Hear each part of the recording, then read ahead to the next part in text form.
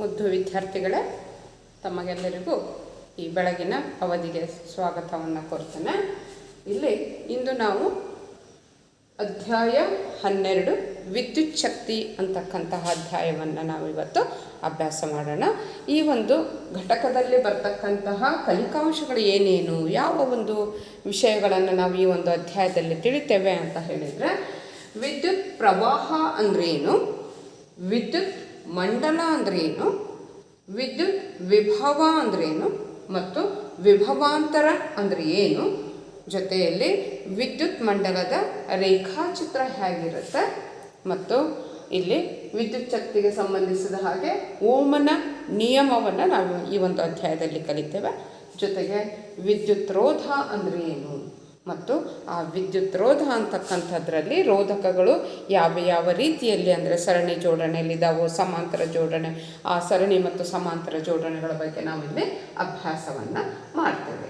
ಜೊತೆಗೆ ವಿದ್ಯುತ್ ಪ್ರವಾಹದ ಉಷ್ಣ ಪರಿಣಾಮ, ನಿಮಗೆಲ್ಲರಿಗೂ ಗೊತ್ತಿದೆ.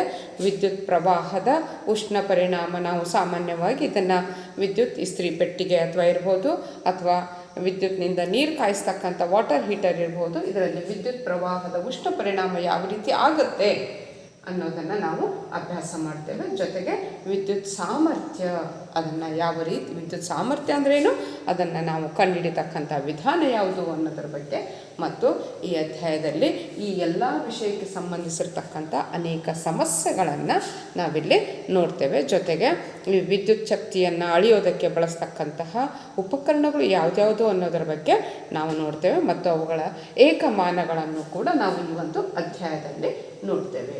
ಇಲ್ಲಿ ಮೊಟ್ಟ ಮೊದಲನೇದಾಗಿ ನಾವು ಇಲ್ಲಿ ವಿದ್ಯುತ್ ಪ್ರವಾಹ ಅಂದರೆ ಏನು, ವಿದ್ಯುತ್ ಶಕ್ತಿ. ನೀವು ಸಾಮಾನ್ಯವಾಗಿ ನೋಡಿದ್ದೀರಾ, ಈ ಒಂದು ವಿದ್ಯುತ್ ಶಕ್ತಿ ಅಂತಕ್ಕಂಥದ್ದು ಶಕ್ತಿಯ ಒಂದು ಬಹು ಮುಖ್ಯ ರೂಪ.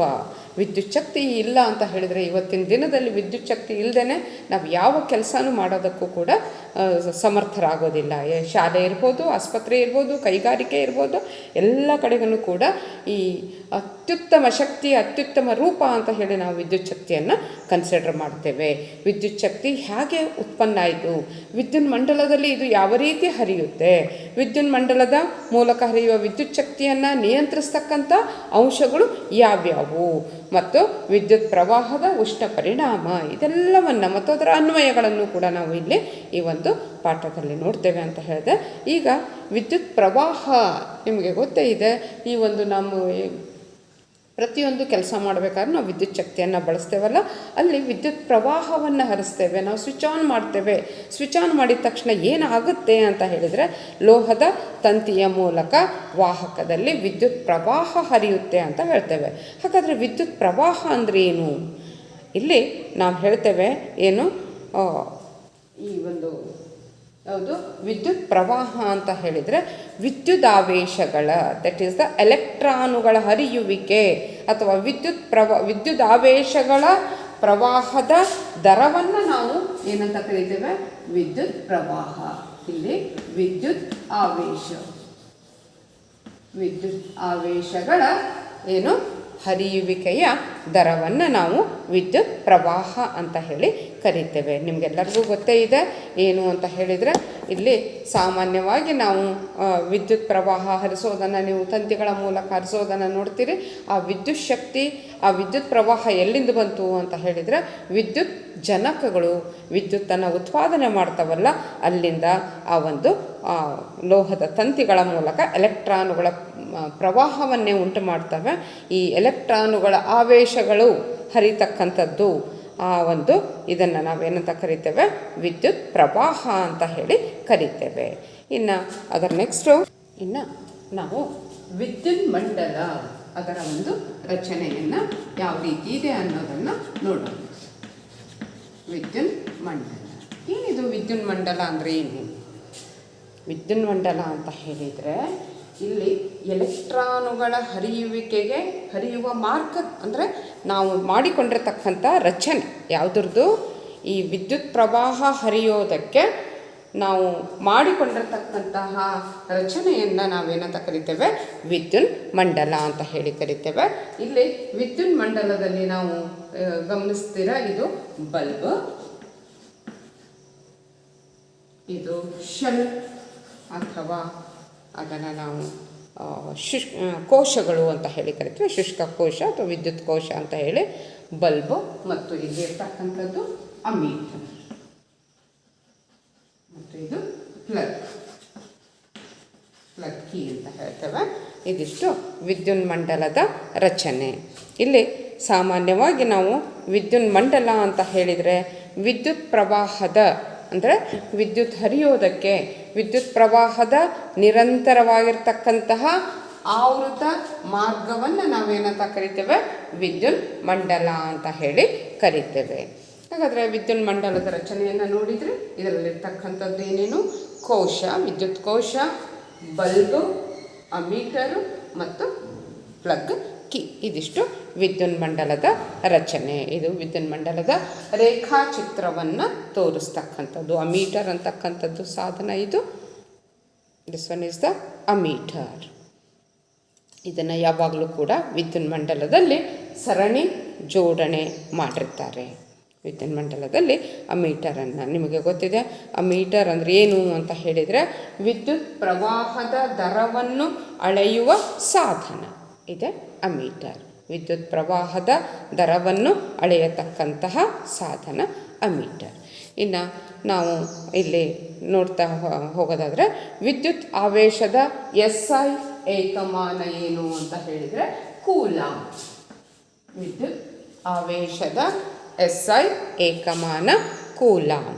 ಇದು ಸುಮಾರು 6 × 10⁻18 ಎಲೆಕ್ಟ್ರಾನುಗಳ 6 × 10⁻18 ಎಲೆಕ್ಟ್ರಾನುಗಳ ವಿದ್ಯುತ್ ಆವೇಶಕ್ಕೆ ಸಮನಾಗಿರುತ್ತೆ. ಒಂದು ಕೂಲಾಂಬ್ ಅಂತ ಹೇಳಿದರೆ 6 × 10⁻18 ಇಷ್ಟು ಹೊಂದಿರುತ್ತೆ. ಇನ್ನು ವಿದ್ಯುತ್ ಪ್ರವಾಹವನ್ನು ನಾವು ಆಂಪೇರ್ ಅಂತಕ್ಕಂತಹ ಏಕಮಾನದಿಂದ, ವಿದ್ಯುತ್ ಪ್ರವಾಹದ ಏಕಮಾನ ಯಾವುದು? ಆಂಪೇರ್. ವಿದ್ಯುತ್ ಆವೇಶದ ಏಕಮಾನ ಕೂಲಾಂಬ್ ಆದರೆ ವಿದ್ಯುತ್ ಪ್ರವಾಹದ ಏಕಮಾನ ಯಾವುದು? ಆಂಪೇರ್. ಮತ್ತು ಈ ವಿದ್ಯುತ್ ಪ್ರವಾಹವನ್ನು ಅಳೆಯಲು ಬಳಸತಕ್ಕಂಥ ಸಾಧನ ಯಾವುದು? ಅಮೀಟರ್. ಇಷ್ಟು ನಿಮಗೆ ಗೊತ್ತಿರಲಿ. ವಿದ್ಯುತ್ ಮಂಡಲದಲ್ಲಿ ಯಾವತ್ತು ಅಮೀಟರನ್ನು ಯಾವ ಇದರಲ್ಲಿ ಜೋಡಿಸ್ತಾರೆ? ಸರಣಿ ಜೋಡಣೆಯಲ್ಲಿ ಜೋಡಿಸ್ತಾರೆ ಅನ್ನೋದು ನಿಮಗೆ ಗೊತ್ತಿರಲಿ. ಹಾಗಾದರೆ ಒಂದು ನಾವು ಸಾಮಾನ್ಯವಾಗಿ ವಿದ್ಯುತ್ ಮಂಡಲವನ್ನು ನಾವಲ್ಲಿ ಸಾಂಕೇತಿಕವಾಗಿ ತೋರಿಸ್ಬೇಕು ಅಂತ ಹೇಳಿದರೆ ಅದು ಏನನ್ನು ಒಳಗೊಂಡಿರುತ್ತೆ? ವಿದ್ಯುತ್ ಕೋಶವನ್ನು ಒಳಗೊಂಡಿರುತ್ತೆ, ಆನಂತರ ಬಲ್ಬನ್ನು ಒಳಗೊಂಡಿರುತ್ತೆ, ಆನಂತರ ಅಮೀಟರನ್ನು ಒಳಗೊಂಡಿರುತ್ತೆ, ಆನಂತರ ಪ್ಲಗ್ ಕೀಯನ್ನು ಒಳಗೊಂಡಿರುತ್ತೆ. ಸಾಮಾನ್ಯವಾಗಿ ವಿದ್ಯುತ್ ಪ್ರವಾಹ ಅಂತಕ್ಕಂಥದ್ದು ಧನಧ್ರುವದಿಂದ ಋಣಧ್ರುವದ ಕಡೆಗೆ ಬಲ್ಬ್ ಮತ್ತು ಅಮೀಟರ್ ಮೂಲಕ ಏನಾಗುತ್ತೆ? ಪ್ರವಹಿಸುತ್ತೆ ಅನ್ನೋದನ್ನು ನಾವಿಲ್ಲಿ ಚಿತ್ರದ ಮೂಲಕ ನೋಡ್ಬೋದು. ನಿಮಗೆ ಗೊತ್ತಿದೆ ಏನು ಅಂತ ಹೇಳಿದರೆ, ಮೊದಲು ವಿದ್ಯುತ್ ಮಂಡಲದಲ್ಲಿ ಫಸ್ಟು ಅಂದರೆ ವಿದ್ಯುತ್ ಇದು ಎಲೆಕ್ಟ್ರಾನುಗಳ ಪ್ರವಾಹ, ಎಲೆಕ್ಟ್ರಾನುಗಳು ಋಣ ವಿದ್ಯುತ್ತಾವೇಶ ಹೊಂದಿದ್ದಾವೆ ಅಂತಕ್ಕಂಥ ಮಾಹಿತಿ ಆವಾಗ ಗೊತ್ತಿರಲಿಲ್ಲ. ಹಾಗಾಗಿ ನಾವು ಇಲ್ಲಿ ಏನು ಮಾಡ್ತೇವೆ ಅಂತ ಹೇಳಿದರೆ ಧನಾತ್ಮಕ ವಿದ್ಯುದಾವೇಶದ ಹರಿವಿನ ದಿಕ್ಕನ್ನು ವಿದ್ಯುತ್ ಪ್ರವಾಹದ ದಿಕ್ಕು ಅಂತ ಹೇಳಿ ಮೊದಲು ಅದನ್ನು ಮಾಡ್ತಾಯಿದ್ರು. ಹಾಗಾಗಿ ಸಾಂಪ್ರದಾಯಿಕವಾಗಿ ನಾವು ಹಿಂದಿನಿಂದ ಬಂದಿರತಕ್ಕಂಥ ಪದ್ಧತಿ, ಸಾಂಪ್ರದಾಯಿಕವಾಗಿ ವಿದ್ಯುತ್ ಮಂಡಲದಲ್ಲಿ ವಿದ್ಯುತ್ ಪ್ರವಾಹದ ದಿಕ್ಕನ್ನು ಎಲೆಕ್ಟ್ರಾನುಗಳ ಹರಿವಿನ ದಿಕ್ಕಿಗೆ ವಿರುದ್ಧವಾಗಿ ಏನು ಮಾಡ್ತೇವೆ? ತೋರಿಸ್ತೇವೆ. ಆ್ಯಕ್ಚುಲಿ ಅವು ಋಣಾತ್ಮಕ ಆವೇಶಗಳಾಗಿದ್ದಾವೆ. ಎಲೆಕ್ಟ್ರಾನುಗಳು ಋಣಾತ್ಮಕ ಆವೇಶ. ನೀವು ಹಿಂದೆನೂ ಕೂಡ ಪರಮಾಣುವಿನ ರಚನೆಯಲ್ಲಿ ನೋಡಿದ್ದೀರ. ಪರಮಾಣುವಿನ 3 ಮೂಲಭೂತ ಕಣಗಳಲ್ಲಿ ಪ್ರೋಟಾನ್, ನ್ಯೂಟ್ರಾನ್, ಎಲೆಕ್ಟ್ರಾನ್ ಅಂತ ಹೇಳ್ತೀರಿ. ಪ್ರೋಟಾನ್ ಧನ ವಿದ್ಯುದಾವೇಶ, ಎಲೆಕ್ಟ್ರಾನು ಋಣ ವಿದ್ಯುದಾವೇಶ. ನ್ಯೂಟ್ರಾನ್ಗೆ ಯಾವುದೇ ವಿದ್ಯುದಾವೇಶ ಇಲ್ಲ.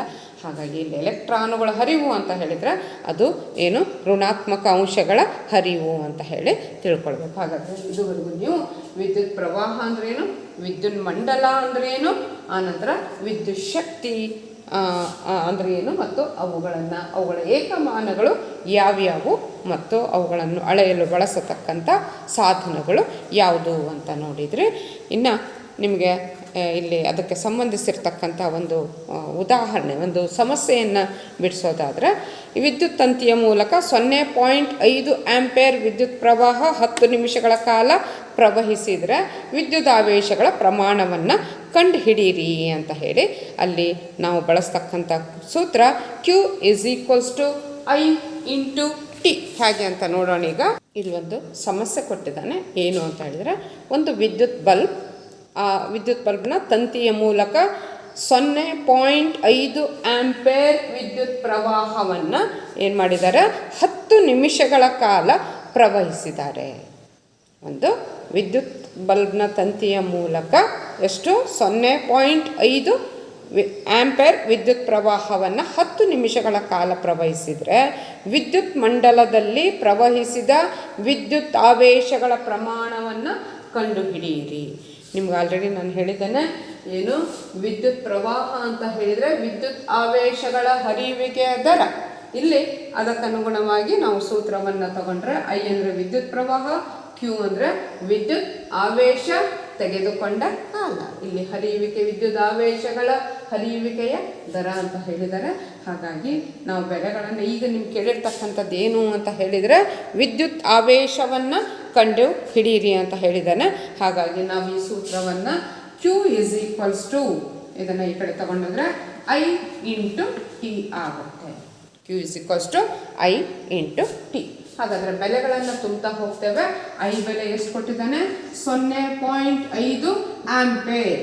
ಕಾಲ ಎಷ್ಟು ಕೊಟ್ಟಿದ್ದಾನೆ, 10 ನಿಮಿಷ. ಅದನ್ನು ನಾವೇನು ಮಾಡಬೇಕು, ಸೆಕೆಂಡಿಗೆ ಕನ್ವರ್ಟ್ ಮಾಡಿಕೊಳ್ಬೇಕು.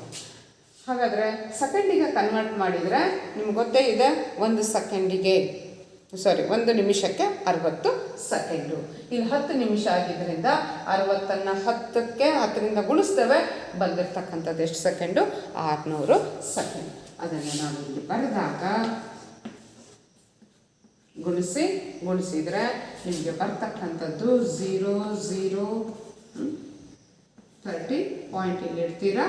ಹಾಗಾದರೆ ಬಂದಿರತಕ್ಕಂಥದ್ದು ಎಷ್ಟು, 300 ಕೂಲಾಮ್. ವಿದ್ಯುತ್ ಆವೇಶ ಎಷ್ಟು ಬಂತು, 300 ಕೂಲಾಮ್. ಹಾಗಾದರೆ ವಿದ್ಯುತ್ ಆವೇಶವನ್ನು ಕಂಡುಹಿಡೀರಿ ಅಂತ ಹೇಳಿದರೆ ನೀವು ಬಳಸ್ತಕ್ಕಂಥ ಸೂತ್ರ Q = I × T.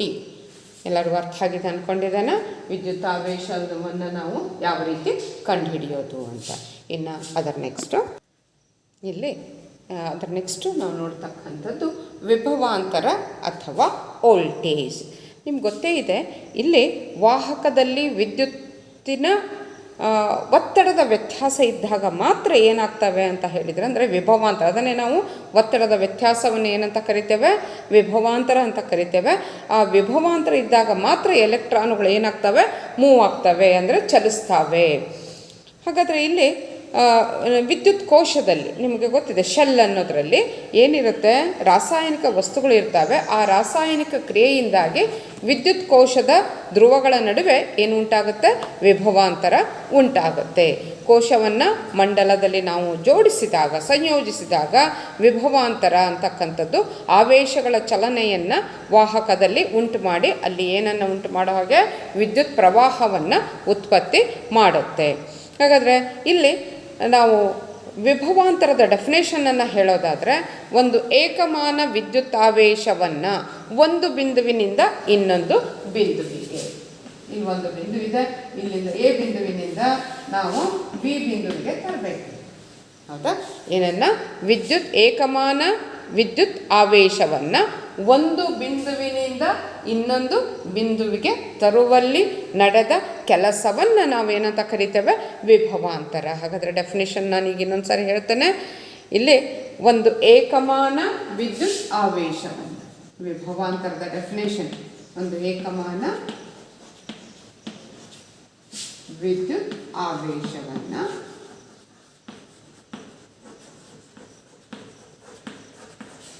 ಒಂದು ಬಿಂದುವಿನಿಂದ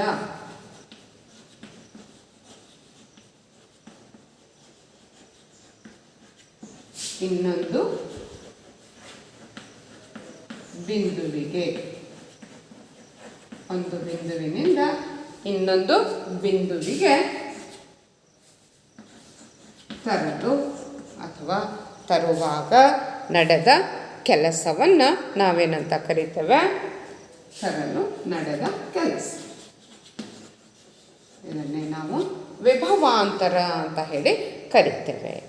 ವಿಭವಾಂತರ ಅಂತಕ್ಕಂಥದ್ದು ಹೇಳಿದೆ, ಏಕಮಾನ ವಿದ್ಯುತ್ ಆವೇಶವನ್ನು ಒಂದು ಬಿಂದುವಿನಲ್ಲಿ ಇನ್ನೊಂದು ಬಿಂದುವಿಗೆ ತರುವಲ್ಲಿ ನಡೆದ ಕೆಲಸ.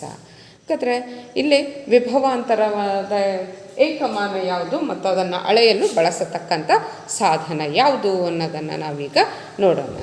ಇಲ್ಲಿ ವಿಭವಾಂತರ, ಇದರ ಏಕಮಾನ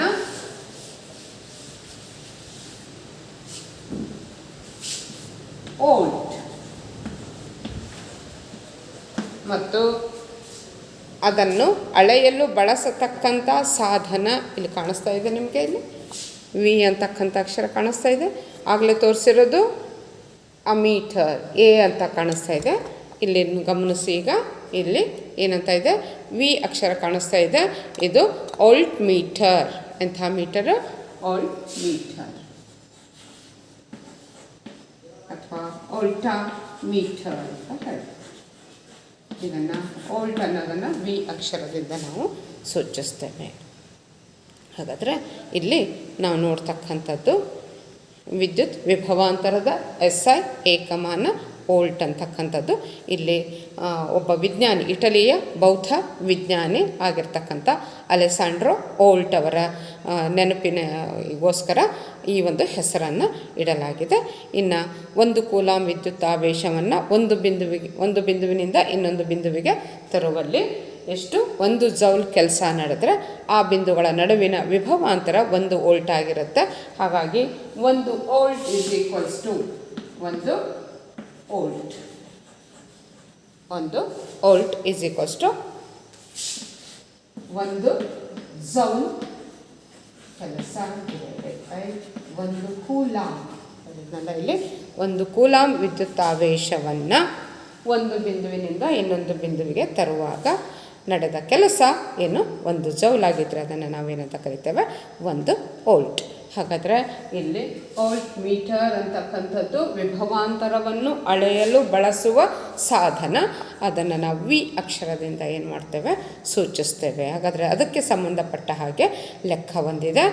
ಇಲ್ಲಿ ವಿದ್ಯುತ್ ವಿಭವಾಂತರವನ್ನು ಕಂಡುಹಿಡಿತಕ್ಕಂಥದ್ದು ನೋಡೋಣ. ಹಾಗಾದರೆ ಇಲ್ಲಿ ವಿಭವಾಂತರದ್ದು ಕೊಟ್ಟುಬಿಟ್ಟು ನಡೆದ ಕೆಲಸ ಎಷ್ಟು ಅನ್ನೋದಕ್ಕೆ ಸಂಬಂಧಪಟ್ಟಾಗ ಒಂದು ಲೆಕ್ಕ ಇದೆ. 12 ವೋಲ್ಟ್ ವಿಭವಾಂತರವನ್ನು ಹೊಂದಿರತಕ್ಕಂಥದ್ದು, ವೋಲ್ಟೇಜ್ ಎಷ್ಟು ಕೊಟ್ಟಿದ್ದಾನೆ, 12 ವೋಲ್ಟ್ ವಿಭವಾಂತರ ಹೊಂದಿರತಕ್ಕಂಥ 2 ಬಿಂದುಗಳ ನಡುವೆ 2 ಕೂಲಾಂಬ್ ವಿದ್ಯುತ್ತಾವೇಶವನ್ನು ಪ್ರವಹಿಸಿದಾಗ ವಿದ್ಯುತ್ತಾವೇಶದ ಪ್ರಮಾಣ ಎಷ್ಟು ಕೊಟ್ಟಿದ್ದಾನೆ, 2 ಕೂಲಾಂಬ್. ಹಾಗಾದರೆ ನಡೆದ ಕೆಲಸ ಎಷ್ಟು ಅಂತ ಕೇಳಿದ್ದಾನೆ. ಇನ್ನೊಂದು ರೀತಿಯಲ್ಲಿ ಕೇಳೋದಾದರೆ ನಡೆದ ಕೆಲಸ ಕೊಟ್ಟು ವಿದ್ಯುತ್ ಆವೇಶವನ್ನು ಕೊಟ್ಬಿಟ್ಟು ವಿಭವಾಂತರವನ್ನು ಕಂಡುಹಿಡಿಯೋದಕ್ಕೂ ಕೂಡ ಹೇಳ್ಬೋದು. ಹಾಗಾದರೆ ನೀವು ಇಲ್ಲಿ ಬಳಸ್ತಕ್ಕಂಥದ್ದು ಏನು ಅಂತ ಹೇಳಿದರೆ, ನಡೆದ ಕೆಲಸ W = V × Q. ವಿ ಅಂತ ಹೇಳಿದರೆ ವಿಭವಾಂತರ, ಕ್ಯೂ ಅಂದರೆ ವಿದ್ಯುತ್ತಾವೇಶ. ನಿಮ್ಗೆ ಗೊತ್ತೇ ಇದೆ, ವಿಭವಾಂತರ 12 ಕೊಟ್ಟಿದ್ದಾನೆ, ವಿದ್ಯುತ್ತಾವೇಶ 2 ಕೊಟ್ಟಿದ್ದಾನೆ.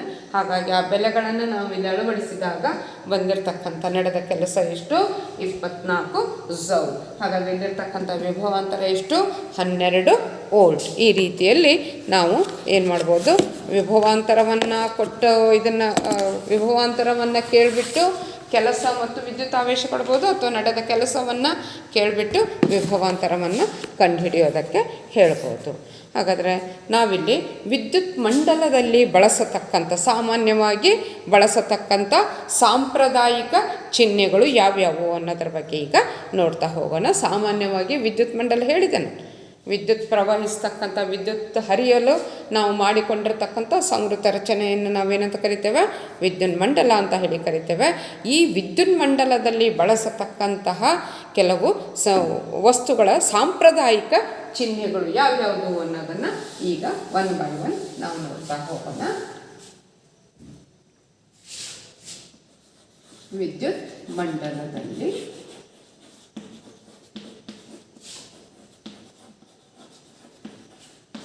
ಬಳಸುವ ಸಾಂಪ್ರದಾಯಿಕ ಚಿಹ್ನೆಗಳು ಅಥವಾ ನಾವು ಅದನ್ನು ಸಂಕೇತಗಳು ಅಂತ ಕೂಡ ಹೇಳ್ತೇವೆ. ಸಾಂಪ್ರದಾಯಿಕ ಚಿಹ್ನೆ. ಹಾಗಾದರೆ 1 by 1 ಈಗ ನಾವು ನೋಡ್ತಾ ಹೋಗೋಣ. ನಾವು ಶೆಲ್ಲನ್ನು ಹೇಳಬೇಕಾದ್ರೆ, ಒಂದು ವಿದ್ಯುತ್ ಕೋಶವನ್ನು ಹೇಳಬೇಕಾದ್ರೆ ಅದರದ್ದು ಹೀಗಿರುತ್ತೆ. ವಿದ್ಯುತ್ ಕೋಶ ಮೊದಲನೇದಾಗಿ ವಿದ್ಯುತ್ ಕೋಶದ ಚಿಹ್ನೆ ಹೇಗಿರುತ್ತೆ ಅಂತ ಹೇಳಿದರೆ, ಒಂದು ಧನಾಗ್ರದ್ದು, ಒಂದು ಋಣ, ಒಂದು ಪ್ಲಸ್, ಒಂದು ಮೈನಸ್. ಈ ಥರ ನೀವೆಲ್ಲಾದರೂ ಚಿಹ್ನೆಯನ್ನು ನೋಡಿದ್ದೆ ಆದರೆ ಈ ಕಡೆ ಪ್ಲಸ್, ಇದು ಮೈನಸ್, ಇಂತಹ ಒಂದು ಸಂಕೇತವನ್ನು ಎಲ್ಲಾದರೂ ಗಮನಿಸಿದರೆ ಅದು ಏನಂತ ತಿಳ್ಕೊಳ್ಬೇಕು, ಶೆಲ್ ಅಂತ ಹೇಳಿ ತಿಳ್ಕೊಳ್ಬೇಕು. ಬೈ ಚಾನ್ಸ್ ಅದ್ರ ಬದಲಾಗಿ ಇಂಥದ್ದು ಅಂತ ಹೀಗೆ ಜೋಡಿಸಿದ್ದೆ ಆದರೆ plus minus plus minus plus minus ಈ ರೀತಿ ಜೋಡಿಸಿದ್ದೆ ಆದರೆ ನೀವೇನು ತಿಳ್ಕೊಳ್ಬೇಕು ಅಂತ ಹೇಳಿದರೆ, ಅದು ಏನು ಹಲವಾರು ವಿದ್ಯುತ್ ಕೋಶಗಳು ಅಥವಾ ಹಲವಾರು ಶೆಲ್ಗಳನ್ನು, ಹಲವಾರು ಶುಷ್ಕ ಕೋಶಗಳನ್ನು ಒಂದಕ್ಕೊಂದು ಜಾಯಿಂಟ್ ಮಾಡಲಾಗಿದೆ ಅಂತ ಹೇಳಿ ತಿಳ್ಕೊಳ್ಬೇಕು. ಇವೆರಡು ಚಿಹ್ನೆಗಳ ಬಗ್ಗೆ ನೋಡ್ಕೊಂಡ್ರೆ, ಇನ್ನು ಅದರ ನೆಕ್ಸ್ಟು ನಾವು ನೋಡ್ತಕ್ಕಂಥದ್ದು ಚಿಹ್ನೆ ಅಂತ ಹೇಳಿದರೆ ಸ್ವಿಚ್. ಇಲ್ಲಿ ಸ್ವಿಚ್ಚನ್ನು ಹೇಗೆ ಸೂಚಿಸ್ತಾರೆ ಅದನ್ನು ಅಂತ ಹೇಳಿದರೆ, ಹೀಗಿತ್ತು ಅಂತ ಹೇಳಿದರೆ ಅದನ್ನು ನಾವು ತೆರೆದ ಸ್ವಿಚ್ ಅಂತ ತಿಳ್ಕೊಳ್ಬೇಕು. ತೆರೆದ ಸ್ವಿಚ್ ಹೀಗಿತ್ತು, ಖಾಲಿ ಇತ್ತು ಅಂತ ಹೇಳಿದರೆ. ಬೈ ಚಾನ್ಸ್ ಅದ್ರ ಒಳಗಡೆಗೆ ಒಂದು ಚುಕ್ಕೆ ಇಟ್ಟಿತ್ತು ಅಂತ ಹೇಳಿದರೆ ಇದು ಸ್ವಿಚ್ಚೇನೆ, ಆದರೆ ಇದು ಎಂಥದ್ದು, ಮುಚ್ಚಿದ ಸ್ವಿಚ್ ಅಂತ ಹೇಳಿ ನಾವು ತಿಳ್ಕೊಳ್ಬೇಕು. ಇನ್ನು ಅದರ ಬದಲಾಗಿ ಹೀಗಿತ್ತು ಅಂತ ತಂತಿಯ ಕೀಲಿ, ಹಲವಾರು ತಂತಿಗಳನ್ನು ನಾವು ಜಾಯಿಂಟ್ ಮಾಡಿದ್ವಿ ಅಂತ ಹೇಳಿದರೆ ಅದನ್ನು ಡಾಟ್ ಇಟ್ಬಿಟ್ಟು ಈ ರೀತಿ ಜೋಡಿಸಿದರೆ ಅದನ್ನು ನಾವೇನಂತ ತಿಳ್ಕೊಳ್ಬೇಕು, ತಂತಿಯ ಕೀಲು ಅಂತ ಇನ್ನು ಎರಡು ತಂತಿಗಳು ಒಂದಕ್ಕೊಂದು ಜಾಯಿಂಟ್ ಆಗದೇ ಹೋಗಿದ್ದಾವೆ ಅಂತ ಹೇಳೋದಾದರೆ ಅದನ್ನು ಸೇರ್ಪಡೆ ಇಲ್ಲದ ತಂತಿ ಅಂತ ಸೇರ್ಪಡೆ ಇಲ್ಲದೆ ದಾಟಿದ ತಂತಿ ಅಂತ ಹೇಳ್ತೇವೆ. ಈಗ ಒಂದು ತಂತಿಯನ್ನು ಹೀಗೆ ಉದ್ದು ತಗೊಂಡು ಇಲ್ಲಿಂದ ಒಂದು ತಂತಿ ಬರುತ್ತೆ, ಬಟ್ ಅದು ಟಚ್ ಆಗಿರೋದಿಲ್ಲ, ಅದನ್ನು ಈ ರೀತಿ ಬರುತ್ತೆ. ಇದನ್ನು ನಾವು ಸೇರ್ಪಡೆ ಇಲ್ಲದ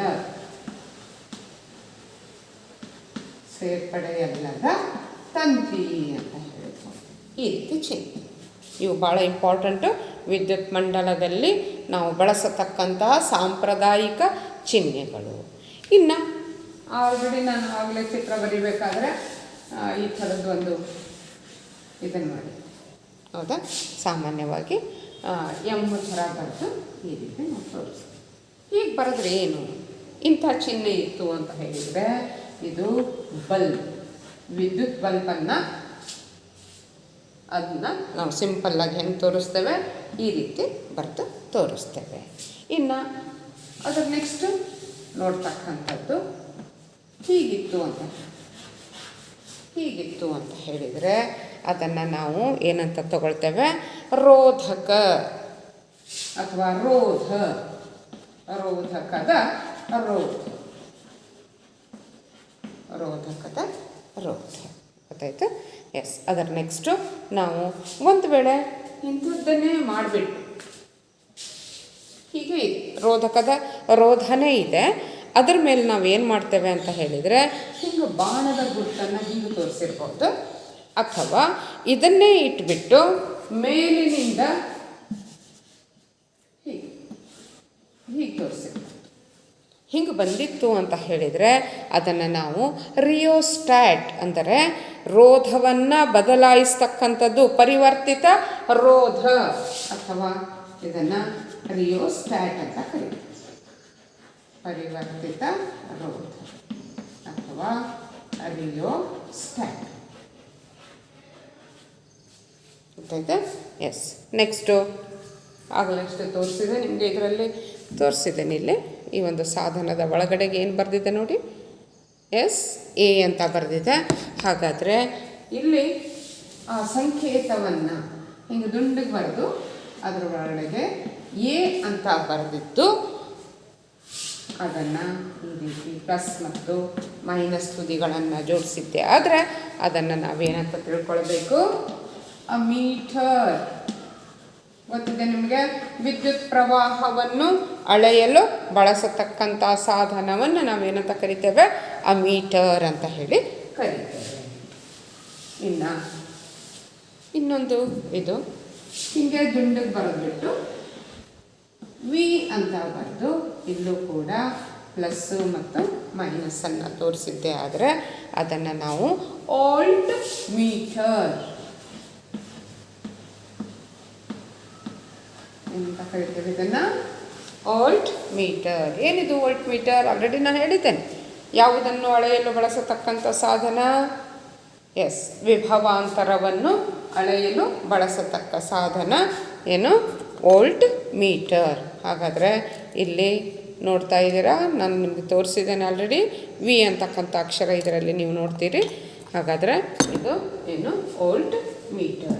ಇದಿಷ್ಟು ನಾವು ವಿದ್ಯುತ್ ಮಂಡಲದಲ್ಲಿ ಬಳಸತಕ್ಕಂತಹ, ವಿದ್ಯುತ್ ಮಂಡಲದ ರೇಖಾಚಿತ್ರದಲ್ಲಿ ಸಾಮಾನ್ಯವಾಗಿ ಅಥವಾ ವಿದ್ಯುತ್ ಮಂಡಲವನ್ನು ನಾವು ಬರೀತಾ ಇದ್ದೇವೆ ಅಂತ ಹೇಳಿದರೆ, ಅಥವಾ ವಿದ್ಯುತ್ ಮಂಡಲದಲ್ಲಿ ನಾವು ಸಾಮಾನ್ಯವಾಗಿ ಬಳಸ್ತಾ ಇದ್ದೇವೆ ಸಾಂಪ್ರದಾಯಿಕ ಚಿಹ್ನೆಗಳು ಅಂತ ಹೇಳಿದರೆ ಇವಿಷ್ಟು. ಸುಮಾರು 11 ಚಿಹ್ನೆಗಳ ಬಗ್ಗೆ ನಾನು ಆಲ್ರೆಡಿ ಹೇಳಿದೆ ನಿಮಗೆ. ಈಗ ವಿದ್ಯುತ್ ಕೋಶದ ಬಗ್ಗೆ ಹೇಳಿದೆ. ಆನಂತರ ಹಲವಾರು ವಿದ್ಯುತ್ ಕೋಶಗಳ ಜೋಡಣೆ ಇದ್ದರೆ ಯಾವ ರೀತಿ ಬರಿಬೇಕು ಅಂತ ಹೇಳಿದೆ. ಪ್ಲಗ್ ಕೀ ಹೇಳಿದೆ. ಪ್ಲಗ್ ಕೀಯಲ್ಲಿ ಮುಚ್ಚಿದ ಪ್ಲಗ್ ಕೀ ಹೆಂಗಿರುತ್ತೆ, ತೆರೆದ ಪ್ಲಗ್ ಕೀ ಹೆಂಗಿರುತ್ತೆ, ಮತ್ತು ತಂತಿಯನ್ನು ಜಾಯಿಂಟ್ ಮಾಡಿದರೆ ನಾವು ಯಾವ ರೀತಿ ಸೂಚಿಸ್ತೇವೆ, ತಂತಿ ಜಾಯಿಂಟ್ ಇಲ್ದಂಗಿದ್ರೆ ಯಾವ ರೀತಿ ಸೂಚಿಸ್ತೇವೆ, ವಿದ್ಯುತ್ ಬಲ್ಬನ್ನು ಯಾವ ರೀತಿ ಸೂಚಿಸ್ತೇವೆ, ರೋಧಕದ ರೋಧವನ್ನು ಯಾವ ರೀತಿ ಬರಿತೇವೆ, ಮತ್ತು ಪರಿವರ್ತಿತ ರೋಧವನ್ನು ನಾವು ಯಾವ ರೀತಿ ಚಿಹ್ನೆಯ ಮೂಲಕ ಸೂಚಿಸ್ತೇವೆ. ಅದೇ ರೀತಿ ಅಮೀಟರ್ ಮತ್ತು ವೋಲ್ಟ್ ಮೀಟರ್ಗಳನ್ನು ಯಾವ ರೀತಿ ಸಂಕೇತಗಳ ಮೂಲಕ ಸೂಚಿಸ್ತೇವೆ ಅನ್ನೋದನ್ನು ನೀವು ಈ ಒಂದು ಇದರಲ್ಲಿ ತಿಳ್ಕೊಂಡ್ರೆ, ಇನ್ನು ಅದರ ನೆಕ್ಸ್ಟು ನಾವು ನೋಡ್ತಕ್ಕಂಥದ್ದು ಓಮನ ನಿಯಮವನ್ನು ಈಗ ನೋಡೋಣ. ಇಲ್ಲಿ 1827ರಲ್ಲಿ ಜರ್ಮನಿಯ ಬೌದ್ಧ ವಿಜ್ಞಾನಿಯಾಗಿರ್ತಕ್ಕಂಥ ಜಾರ್ಜ್ ಸೈಮನ್ ಓಮ್ರವರು ಯಾವುದೇ ಲೋಹದ ತಂತಿಯ ಮೂಲಕ, ಇಲ್ಲಿ ತೋರಿಸೋದಾದರೆ ಯಾವುದೇ ಲೋಹದ ತಂತಿ ಏನಿದೆ ಅಲ್ಲ, ಆ ತಂತಿಯ ಮೂಲಕ ಹರಿತಕ್ಕಂತಹ ವಿದ್ಯುತ್ ಪ್ರವಾಹ ಮತ್ತು ಅದರ ತುದಿಗಳ ನಡುವಿನ ವಿಭವಾಂತರ, ಅವುಗಳಿಗಿರ್ತಕ್ಕಂಥ ಸಂಬಂಧವನ್ನು ಹೇಳೋದಕ್ಕೆ ನಿರೂಪಿಸಿರ್ತಕ್ಕಂಥ ನಿಯಮ ಯಾವುದು? ಓಮನ ನಿಯಮ. ಹಾಗಾದರೆ ಓಮನ ನಿಯಮ ಏನು ಹೇಳುತ್ತೆ ಅಂತ ಹೇಳಿದರೆ, ಅಲ್ಲಿ ಸ್ಥಿರವಾದ ತಾಪಮಾನದಲ್ಲಿ, ಅಂದರೆ ನಾವು ಟೆಂಪ್ರೇಚರನ್ನು ಕಾನ್ಸ್ಟಂಟ್ ಆಗಿಟ್ಟು ವಿದ್ಯುತ್ ಮಂಡಲದಲ್ಲಿ ಲೋಹದ ತಂತಿಯ ನಡುವಿನ ವಿಭವಾಂತರ ವಿ ಅಂತಕ್ಕಂಥದ್ದು ಅದರ ಮೂಲಕ ಹರಿಯುವ ವಿದ್ಯುತ್ ಪ್ರವಾಹಕ್ಕೆ ನೇರ ಅನುಪಾತದಲ್ಲಿದೆ ಅನ್ನೋದನ್ನು ಅವನು ಕಂಡುಕೊಳ್ತಾನೆ. ಯಾವಾಗ? ಸ್ಥಿರವಾದ ತಾಪಮಾನದಲ್ಲಿ ವಿದ್ಯುತ್ ಮಂಡಲದಲ್ಲಿನ ಲೋಹದ ತಂತಿಯ ನಡುವಿನ ವಿಭವಾಂತರ ವಿ ಅಂತಕ್ಕಂಥದ್ದು ಅದರ ಮೂಲಕ ಹರಿತಕ್ಕಂತಹ ವಿದ್ಯುತ್ ಪ್ರವಾಹಕ್ಕೆ ನೇರ ಅನುಪಾತದಲ್ಲಿದೆ. ಇದನ್ನೇ ನಾವು ಕರಿತಕ್ಕಂಥದ್ದೇನು? ಓಮನ ನಿಯಮ. ಹಾಗಾದರೆ ಅದರ ಪ್ರಕಾರ ನಾವು ಹೇಳೋದಾದರೆ V is directly proportional to I, ಅಂದರೆ ವಿಭವಾಂತರವು ಯಾವುದಕ್ಕೆ ನೇರ ಅನುಪಾತದಲ್ಲಿದೆ, ಅದರ ಮೂಲಕ ಹರಿಯತಕ್ಕಂಥ ವಿದ್ಯುತ್ ಪ್ರವಾಹಕ್ಕೆ ನೇರ ಅನುಪಾತದಲ್ಲಿದೆ. ಅದನ್ನು ನಾವು V divided by I is equals to ಸ್ಥಿರಾಂಕ ಅಂತ ತಗೊಂಡ್ರೆ ನಮಗಲ್ಲೊಂದು ಸೂತ್ರ ಸಿಗುತ್ತೆ, V is equals to I into R ಅಂತ ಹೇಳಿ. ಹಾಗಾದರೆ ಇಲ್ಲಿ ನಾವು ಈ ಒಂದು ಸೂತ್ರದ ಮೂಲಕ ಏನು ಮಾಡ್ಬೋದು? ವೋಲ್ಟೇಜನ್ನು ವಿಭವಾಂತರವನ್ನು ಕಂಡುಹಿಡಿಬೋದು, ವಿದ್ಯುತ್ ಪ್ರವಾಹವನ್ನು ಕಂಡುಹಿಡಿಬೋದು, ರೋಧವನ್ನು ಕೂಡ ಕಂಡು ಹಿಡಿಬೋದು. ಹಾಗಾದರೆ ಓಮನ ನಿಯಮ ಇದು ಮಾಡಿರ್ತಕ್ಕಂಥದ್ದು 1827ರಲ್ಲಿ. ಅಂದರೆ ನಾವು ತಾಪಮಾನವನ್ನು ಸ್ಥಿರವಾಗಿಟ್ಟಾಗ ವಿದ್ಯುತ್ ಮಂಡಲದಲ್ಲಿನ ಲೋಹದ ತಂತಿಯ ನಡುವಿನ ವಿಭವಾಂತರ ವಿ ಅಂತಕ್ಕಂಥದ್ದು ಯಾವುದಕ್ಕೆ ನೇರ ಅನುಪಾತದಲ್ಲಿರುತ್ತದೆ, ಅದರ ಮೂಲಕ ಹರಿಯತಕ್ಕಂಥ ವಿದ್ಯುತ್ ಪ್ರವಾಹಕ್ಕೆ ಏನಾಗಿರುತ್ತೆ? ನೇರ ಅನುಪಾತದಲ್ಲಿರುತ್ತೆ. ಇದಿಷ್ಟು ಓಮನ ನಿಯಮಕ್ಕೆ ಸಂಬಂಧಪಟ್ಟ ಹಾಗೆ. ಇನ್ನು ನಾವು ನೋಡ್ತಕ್ಕಂಥದ್ದು ಯಾವುದು ಅಂತ ಹೇಳಿದರೆ, ಅದಕ್ಕೆ ಸಂಬಂಧಪಟ್ಟ ಹಾಗೆ ಲೆಕ್ಕಗಳನ್ನು ನಾವು ನೋಡ್ತೇವೆ. ಅದನ್ನು ಮಾಡಬೇಕಾದ್ರೆ ಈ ಒಂದು ಸೂತ್ರವನ್ನು ಬಳಸ್ಕೊಂಡು ನಾವು ಅದನ್ನು ಮಾಡ್ಬೋದು. ಯಾವುದು? ವಿ ಅಂದರೆ ವಿಭವಾಂತರ, ಐ ಅಂದರೆ ವಿದ್ಯುತ್ ಪ್ರವಾಹ, ಆನಂತರ ಆರ್ ಅಂತ ಹೇಳಿದರೆ ರೋಧ. ಏನು ಹೇಳ್ತೇನೆ? ವಿ ಅಂದರೆ ವಿಭವಾಂತರ, ವೋಲ್ಟೇಜ್. ಇದು ಯಾವತ್ತು ಯಾವುದಕ್ಕೆ ನೇರ ಅನುಪಾತದಲ್ಲಿರುತ್ತೆ? ವಿದ್ಯುತ್ ಪ್ರವಾಹಕ್ಕೆ, ಐ. ವಿದ್ಯುತ್ ಪ್ರವಾಹ. ಆರ್ ಅಂತಕ್ಕಂಥದ್ದು ರೋಧ್. ಸರಿನಾ? ಹಾಗಾದರೆ ಇದಿಷ್ಟು ಯಾವುದಕ್ಕೆ ಸಂಬಂಧಪಟ್ಟ ಹಾಗೆ ವಿದ್ಯುತ್ ಶಕ್ತಿ. ಈ ಪಾಠದಲ್ಲಿ ನೀವು ಆಲ್ರೆಡಿ ಏನೇನನ್ನು ತಿಳ್ಕೊಂಡ್ರಿ. ವಿಭವಾಂತರ ಅಂದರೆ ಏನು, ವಿದ್ಯುತ್ ಪ್ರವಾಹ ಅಂದ್ರೇನು, ವಿದ್ಯುತ್ ಆವೇಶ ಅಂದ್ರೇನು, ಅವುಗಳ ಏಕಮಾನಗಳು ಯಾವುದ್ಯಾವುದು, ಮತ್ತು ನಾವು ವಿದ್ಯುತ್ ಮಂಡಲದಲ್ಲಿ ಬಳಸತಕ್ಕಂಥ ಸಾಂಪ್ರದಾಯಿಕ ಚಿಹ್ನೆಗಳು ಯಾವ್ಯಾವು, ಮತ್ತು ಓಮನ ನಿಯಮವನ್ನು ನೀವು ಇವತ್ತಿಗೆ ಇಲ್ಲಿವರೆಗೂ ತಿಳ್ಕೊಂಡ್ರಿ. ಮುಂದಿನ ಒಂದು ತರಗತಿಯಲ್ಲಿ ಮುಂದಿನ ಒಂದು ವಿಷಯವನ್ನು ನೋಡಿ.